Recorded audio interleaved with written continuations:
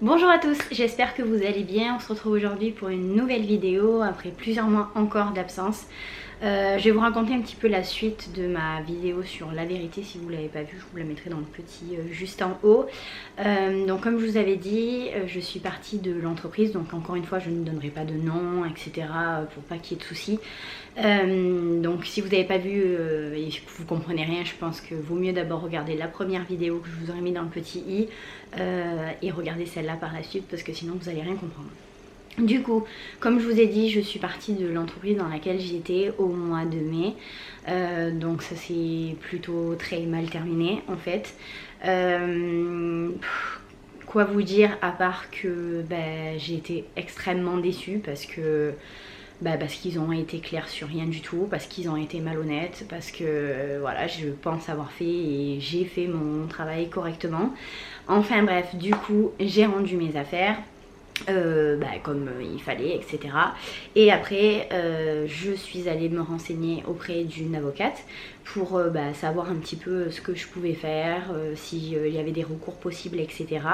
Donc effectivement, il y a des recours possibles. Donc mon avocate m'a dit comme quoi c'était une situation vraiment de dingue, que c'était pas possible, on pouvait pas faire deux contrats en même temps à temps plein du moins, encore moins un contrat de professionnalisation sans aller réellement à l'école et parallèlement à ça un contrat de VRP pour remplacement de congé maternité pour quelqu'un, en sachant que du coup c'est plus du tout les mêmes objets, enfin c'est pas du tout cohérent en fait. Donc elle m'a dit que si je voulais, je pouvais entamer une procédure auprès des prud'hommes. Donc c'est ce que j'ai décidé de faire. En sachant que à la fin de tout ça, j'étais vraiment très mal en fait, tout simplement parce que du coup, comme je vous avais dit, je prends un traitement par rapport aux crises de spasmophilie, crises d'angoisse, etc. Et que du coup à la fin on vous retourne le cerveau, donc c'est de plus en plus difficile.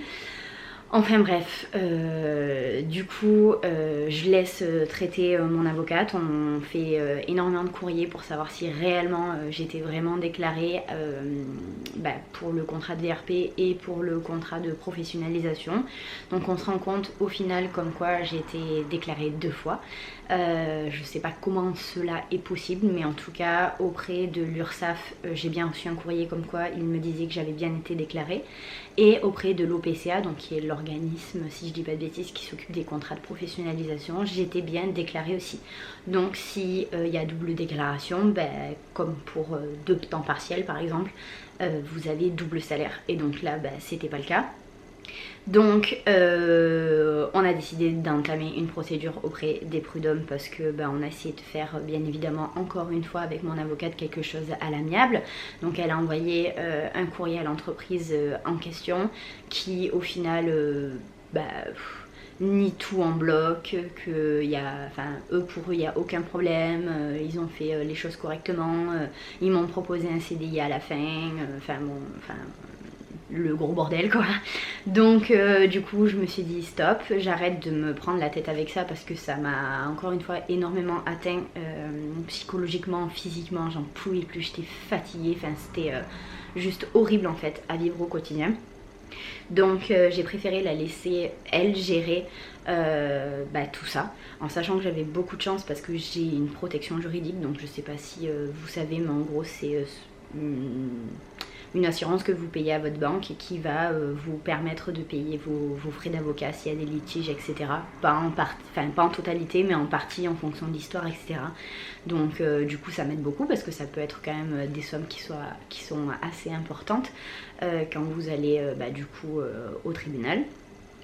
Donc là pour l'instant ça a toujours pas avancé parce que c'est toujours très long, en sachant qu'on va commencer par une conciliation, je crois, si je dis pas de bêtises. C'est bientôt, le rendez-vous a été fixé au mois de novembre, donc je sais pas du tout comment ça va se passer parce que j'ai jamais assisté à ce type d'audience en fait. Si ils seront là, s'il y a leur avocat ou quelqu'un qui représente l'entreprise qui seront là, est-ce que je vais pouvoir m'exprimer, est-ce que je sais pas du tout comment ça se passe. La seule chose que je sais, c'est que ce ne sont pas des magistrats qui plaident en fait au prud'homme, qui siègent plutôt au prud'homme. C'est patron et un salarié.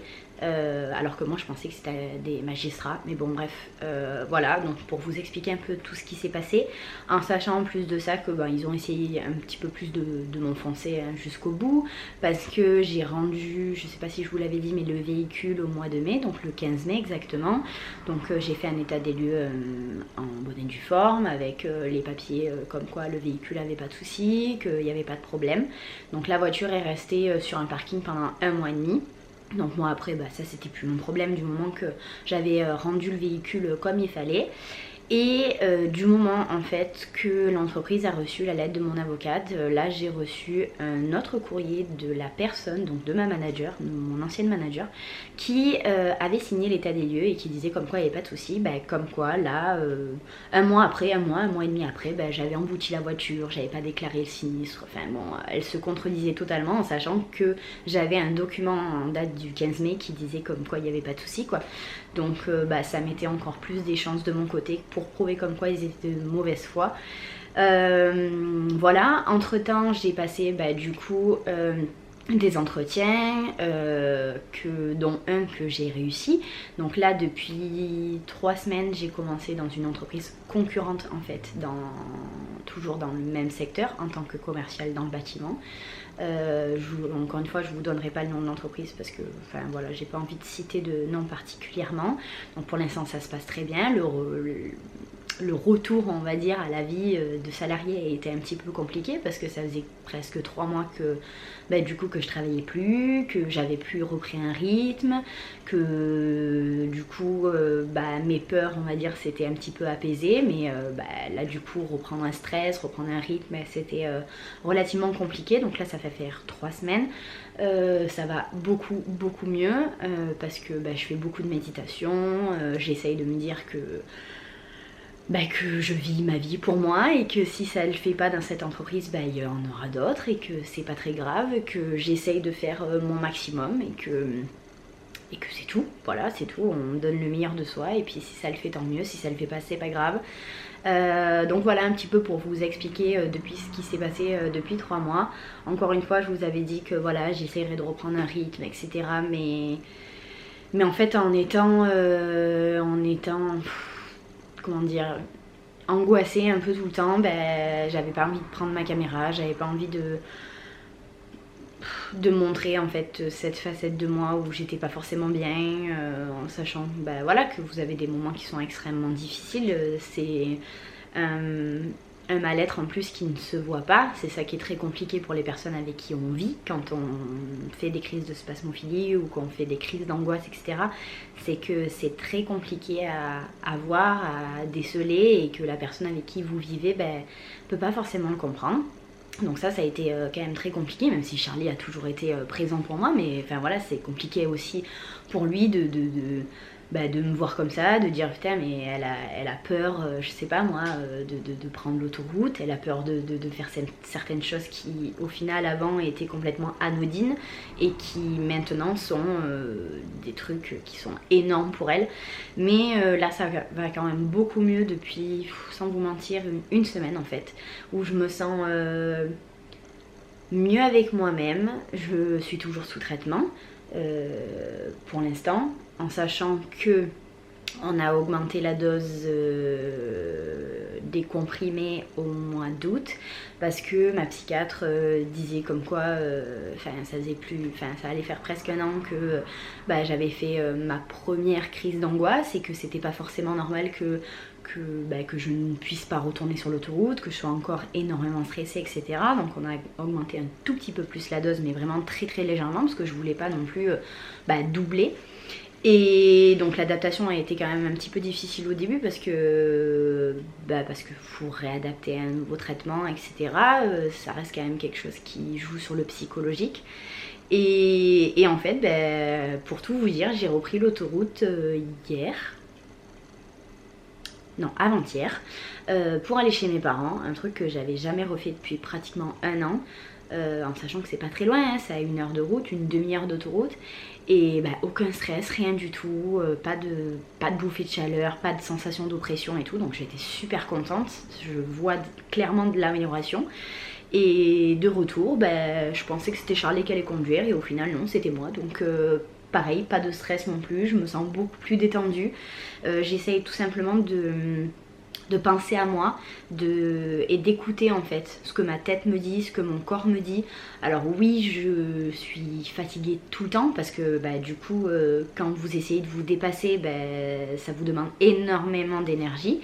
Donc souvent à 9h, 9h30 je suis au lit, mais c'est pas grave, je suis au lit, je lis mon livre et puis après à 9h30 je dors, c'est pas grave, ça fait des journées qui sont du coup moins productif que ce que je pouvais faire avant, mais pour l'instant j'écoute mon corps en me disant que plus tard ça ira mieux et vaut mieux le faire maintenant et du coup que le traitement s'arrête rapidement et que mes phobies et que mes peurs s'arrêtent rapidement plutôt que de laisser traîner, de pas m'écouter et qu'au final je subisse ça tout le temps et que ça soit au quotidien pendant plusieurs années. J'ai pas envie du tout de ça.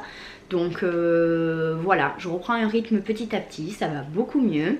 J'essaye de reprendre les vidéos, etc. Je vous ai filmé une petite vidéo où je vais vous présenter ce petit make-up. Je sais pas encore si je vais faire une vidéo par semaine, une vidéo toutes les 2 semaines, mais j'ai envie de faire les choses un petit peu plus simplement.